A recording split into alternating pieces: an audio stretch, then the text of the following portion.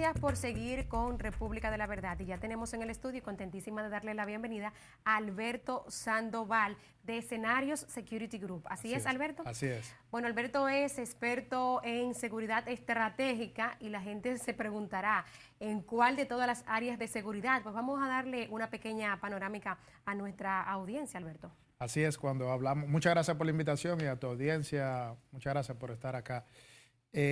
Cuando se habla del concepto de seguridad estratégica, tenemos que analizar cinco áreas. Una es la tecnología, sí. Otra es la autoprotección, otro lo que es la protección ejecutiva, otra área la infraestructura o seguridad física y otra la seguridad de la información, ya con equipos electrónicos o tecnológicos.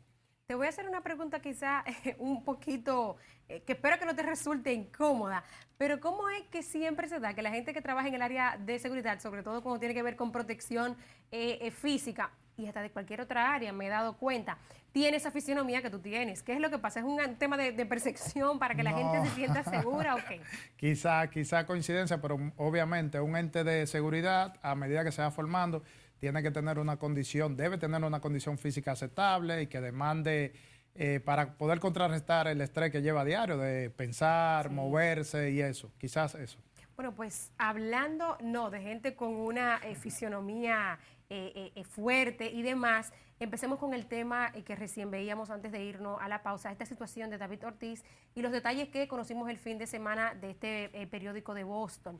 Que otra de las cosas que señalaba, ya tú quizás pudiste escuchar lo que yo decía antes, es que los investigadores contratados por David Ortiz sostienen la tesis de que probablemente el sindicado narcotraficante César el Abusador haya querido matar a Sisto David Fernández, que era una de las personas que acompañaba a David ahí ese día y que se dijo en principio que lo quería matar a él y que lo confundieron con David Ortiz. Pues bueno, los investigadores de David dicen que César probablemente quería matarlo a ambos, porque dicen que Sisto empezó a denunciar y a traicionarlo y aprovecharse quizá por los celos y los inconvenientes que tenía con David y matarlo a los dos. Voy a señalar esta como una de las últimas informaciones del periódico, pero ¿cuál es tu valoración sobre el caso en general? Este caso es muy complejo y a raíz ahora de la divulgación del informe de la persona que contrató David Ortiz para que llevasen una investigación y la misma ha sido divulgada hace unas 48 horas.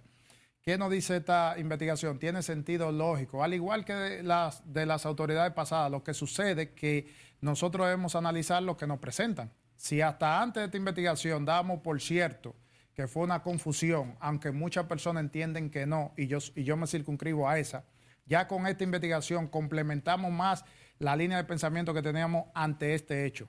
Un hecho de esa naturaleza donde se indica que querían silenciar a ese illegal David Ortiz y a otro de sus acompañantes no tiene sentido, porque el sicariato, si se da una situación para eliminar o silenciar, en el término que ellos utilizan, en un ambiente utilizan ráfagas, no así como fue ese atacante solitario donde solamente le disparó a David Ortiz. ¿Y qué tú opinas? Porque bueno, ahora leyendo de nuevo todas las informaciones, recordamos que él le dio un solo disparo y no le dio a la otra persona porque la pistola se le encasquilló. Se le encasquilló. Eso suele pasar, o sea, cuando tú vas a matar a una persona por encargo, bien pagado, no se suele estar como bien preparado. Eso es una posibilidad que haya pasado como se dijo. Así es, en ese hecho en cuestión, ese hecho criminal, muchas situaciones se presentaron extrañas, porque a un nivel de sicariato, primero, las armas de fuego a utilizar, segundo, la experiencia del tirador. Entonces vimos en uno de los hechos, analizando el vídeo, donde él le hace varios impactos y al primer disparo, que es el que sale, el segundo, como se conoce, se encaquilla el arma y entonces lo que le da que él salga huida, corriendo, pero pudo acribillarlo. Si el arma no se encaquilla, si no se tranca con uno de los casquillos, una de las municiones, pudo haber realizado 1, 2 o 3 disparos más. ¿Cuántas balas tiene una 9 milímetros? Esa arma que utilizaron ahí, la característica del cargador son de 9 municiones, 9 balas.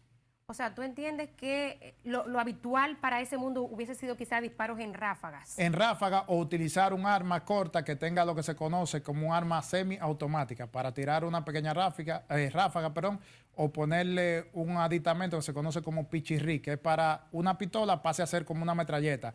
Y al solo tocar el gatillo, ahí tira todas las balas. Otra de las cosas que recogieron los investigadores y que conocimos el fin de semana es que de la media docena de hombres que estaba con David Ortiz, con los 6 hombres más o menos, algunos de ellos quizá le pasaban informaciones a César el abusador y por eso César sabía que David iba a estar ahí esa tarde. No es probable que quizá no quisieran cobrarse vidas alternas, quizá con disparo en ráfagas que pudieran herir a otras personas ahí que no eran el objetivo. Usted ha dado en la diana, en un proceso de investigación cuando se inicia, todo el que está en un entorno es sospechoso hasta que la investigación demuestre lo contrario. Ahora sí, una figura del nivel de David Ortiz llegar a un lugar, así no uno de sus acompañantes le haya, en un término criminal, coloquial, vendido, alguien se entera de que él está ahí y puede dar parte a través de una aplicación de mensajería. Lo que sí considero es que sí, los atacantes y quienes organizaron ese hecho sabían que David Ortiz iba a pernoctar en ese centro de diversión. Nosotros vimos videos cuando ocurrió el hecho de muchísima gente que llegó ahí ese día y se supo que César el abusador había llegado a la clínica Abel González, a donde llevaron a David Ortiz. Pero este fin de semana hemos visto más videos de cómo incluso César fue uno de los primeros que llegó, incluso antes que el nombrado Che, que era el que lo trajo en su Rolls Royce desde Santo Domingo Oeste hasta la Abel González. ¿Tú cómo calificas ese hecho de que el presunto autor intelectual, César Emilio Peralta, haya llegado a la clínica donde llevaron a su presunta víctima? Luego de la divulgación del informe del excomisionado de Boston y analizando ese video puntual, el lenguaje corporal de él y de quienes les acompañaban muestra algunos, vamos a decir, parámetros de preocupación o de querer confirmar algo. Eso es lo que demuestra esa acción cuando se ven saliendo desde el centro médico. ¿Y te parece que una persona, un narcotraficante del nivel de César, hubiese ido él de manera personal a confirmar un hecho a la clínica? Claro que ¿Se sí. estila? Claro que sí, porque hay una línea de amistad. Entonces, si hubiese sido una persona que son enemigos, ahí no luce. Pero de palabra del mismo narcotraficante, llegó a decir que ellos eran amigos, que compartían, que David Ortiz le hacía regalos cuando terminaba la temporada de béisbol, de la Major League, etcétera, etcétera. Entonces, eso es una muestra quizá para no dar, como se dice, alerta a que el hecho hubiese venido de él, que es una especulación hasta que las autoridades demuestren lo contrario. Alberto, sin embargo, David Ortiz y su portavoz han dicho que la relación del ex pelotero y del narcotraficante era una relación incidental, que se conocían de vista o que se habían saludado en alguna parte, pero no que tenían una relación de amistad cercana. ¿Cuál es tu opinión, sobre todo del hecho de que David se comporta como un hombre bastante popular, acude a muchos sitios populares y no necesariamente de los más seguros y más finos de la capital, sino lugares donde pudiera correr riesgo de que le pasara lo que le pasó? Muchas personas han señalado ese comportamiento de David Ortiz, que dicen que... O sea, David es un hombre contento, para decirlo en palabras llanas, y que se mete en muchos humilde, sitios sencillo, delicados, de sí. pueblo, pero él tiene que comprender, y lamentablemente que haya acontecido este hecho criminal que atentó contra su vida, pero él y su equipo deben comprender la importancia del perfil y del nivel de él para pernoctar en lugares que quizás no le brinden, vamos a decir, una garantía, porque en cualquier lugar puede acontecer un hecho de esta naturaleza, pero quizás por su figura trasciende de muchas personas que se preguntaron, ¿qué hacía David Ortiz en ese lugar? Pero bueno, una persona que es habitualmente visita estos tipos de lugares, anda con sus escortas, acompañantes, etcétera. Nunca se había visto envuelto en una situación como esta. Lo que sí, las amistades que él pudiese en alguna manera, aunque sea ocasional, tener, eso sí lo que es lo más importante analizar. ¿Cuáles amistades? ¿Dónde? ¿Qué lugares comparte? ¿A qué actividades que esas amistades lo invitan? Porque eso es lo más importante de una figura trascendental como él. Alberto, pasemos ahora, ya cambiando de tema, quizá la gente tendrá todavía muchísimas preguntas más y yo también, pero no quisiera comprometer tu trabajo, no quizá llevándote a hacer algunas opiniones un poquito más, menos neutrales sobre este caso. Pasemos ahora con el tema de la estafa a las tarjetas de Supérate, que yo sé que hay quizá muchísimos de nuestros televidentes que se han visto afectados por esta situación. La información inicial daba cuenta de una estafa por más de 300 millones de pesos a los beneficiarios. Estamos hablando de una tarjeta que tiene disponible 1.650 pesos, pero no ni siquiera en efectivo, sino para consumir en establecimientos. ¿Cuál es tu opinión? ¿Es rentable clonar plásticos? Porque hasta donde yo sé, pudiera costar más clonar estos plásticos que lo que tú le puedes sacar reuniendo cuántas tarjetas para sacar tanto dinero, ¿no?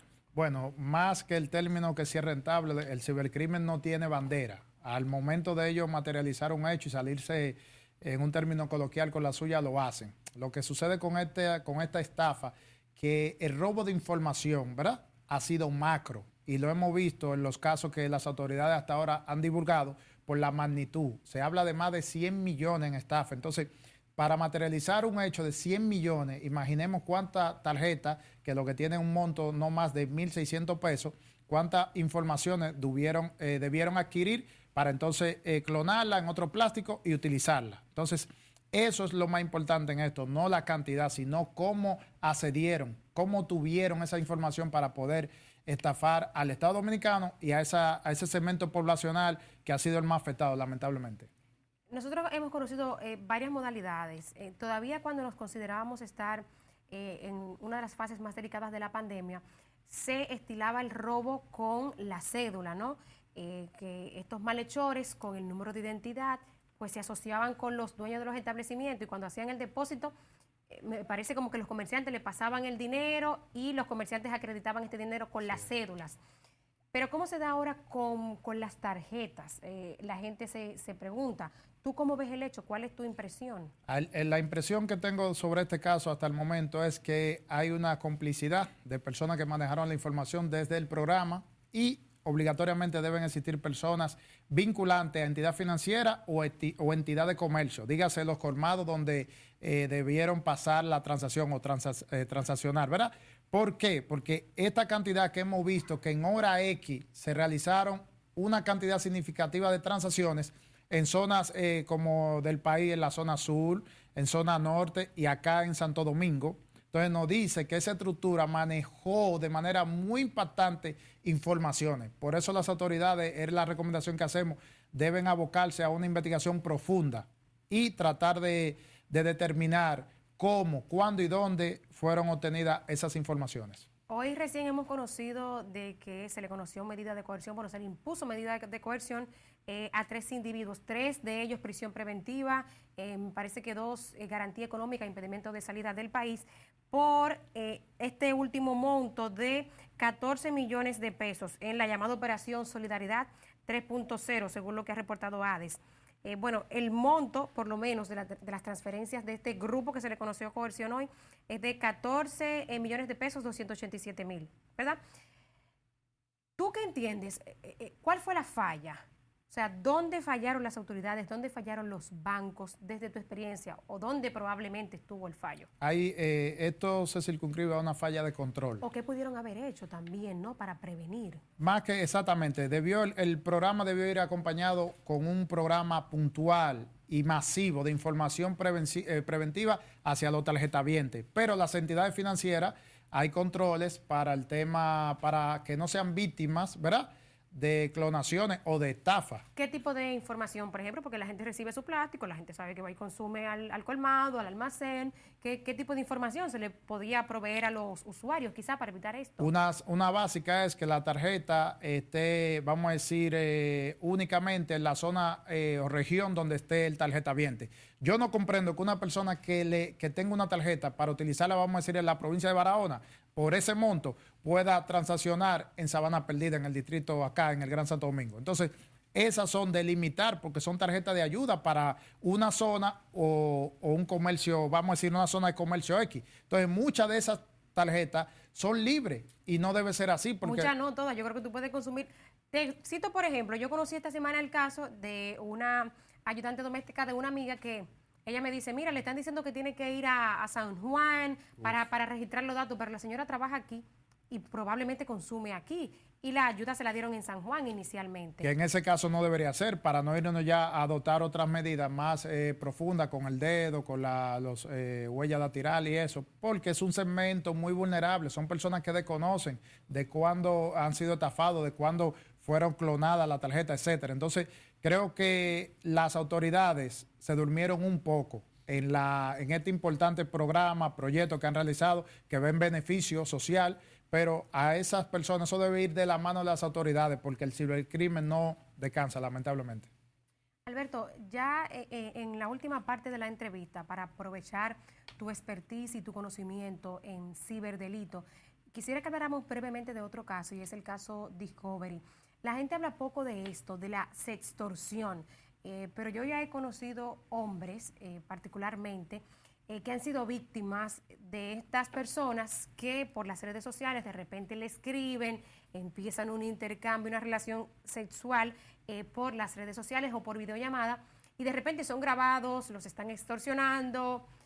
¿Cuál es tu recomendación en ese sentido, ¿no? Para que la gente sepa cómo defenderse ante estas situaciones? Es un caso que... Y para el que no conoce a veces, Sí. porque hay mucha gente que no le ha pasado y que pudiera pescar de iluso y ser víctima de Y esta que situación. que no vaya a ser presa fácil. Hoy día la era digital nos permite, vamos a decir, conectar rápido, tener una conversación agradable, personas que están interesados, vamos a decir, en otra persona, ya, mándame una foto, ¿dónde tú estás? Mira cómo estoy, mira que estoy almorzando, mira que estoy tomando, etcétera. Hasta ahí todo transcurre muy bonito y vamos a decir ético, pero... No, y sobre todo en un momento, Alberto, disculpa, en el que hay aplicaciones para uno conocer Así gente, así es. Tinder, otras más, donde la gente suele ir para conocer personas. O sea que es una forma de conocerse. Cualquiera diría, ¿por qué no conocerme por Instagram o por Facebook con alguien? Es el pan de cada día. Muchas plataformas, redes sociales son utilizadas para eso que bien usted mencionó. Me ayudó mucho con el análisis. Y es, vamos a decir, extorsionar a través de las aplicaciones de redes sociales o las plataformas. Muchas personas le crean perfiles, le suben fotos, historias donde creen que la persona en cuestión que está ahí en ese perfil es real. Entonces lo llevan a un compás, vamos a decir, a un espacio donde esa persona lo hacen que se desnude, que muestre alguna parte íntima de su cuerpo, o peor aún, que mande un video o una foto. Entonces ya los cibercriminales que están detrás de ese falso perfil lo asumen y con eso pasan a extorsionar. Muchas personas lamentablemente han caído en esa trampa. Y cabe señalar en uno de los casos que tuve a bien investigar, donde un pelotero se vio involucrado en una situación como esta. Vaya. Y eso le costó mucho. Era, vamos a decir, una persona sin compromiso, pero a su organización y por el perfil de él le costó mucho, vamos a decir, concentración, hasta que eso se subsanó. ¿Qué debe hacer la víctima? ¿Debe acceder al pago quizá para que no se divulguen sus imágenes íntimas? ¿O cómo identificar estos La hechos? primera recomendación, yo le digo a las personas, tengan mucho cuidado, es lo primero, vamos a prevenir. Pero si el hecho se vio, vamos a decir, ya envuelto en una situación como esta, de parte a las autoridades, no se preste a dejarse extorsionar o chantajear, porque entonces es peor. O sea, que en lugar de pagar quizá y contener eso, arranco para el DICAT. Claro, no hay ninguna garantía que si le paga a un cibercriminal, esa persona ya esa información la van a borrar. Al contrario, pueden luego de recibir ese dinero, querer obtener más dinero y eso seguir siendo una bola. Si se ve envuelto en una situación, cualquier persona dé parte a las autoridades para que así puedan apresar en algún momento a estos cibercriminales. Bueno, yo creo que no ha habido una mejor forma de llegar a la parte final de la entrevista, y es a la gente que denuncie, ¿no? Que vaya a las autoridades. Así es. A veces uno, cuando se encuentra ante estos hechos que afectan un poco la intimidad, pues uno no quiere ir a las autoridades. Pero bueno, gracias por tu llamado y todas tus explicaciones en estos casos. Señores, hemos tenido aquí en República de la Verdad a Alberto Sandoval, experto en seguridad estratégica. Alberto, ¿cuál es la compañía que tú diriges? ¿Dónde la gente puede contactarte o conseguirte? Así es, se llama Escenario Security Group, nos pueden buscar en todas las plataformas de redes sociales, en nuestra página web, Escenario Security Group. Bueno, ahí están para seguir los consejos de Alberto Sandoval. Amigos, ustedes no se despeguen, que todavía continuamos con más de República de la Verdad. Mira, yo creo...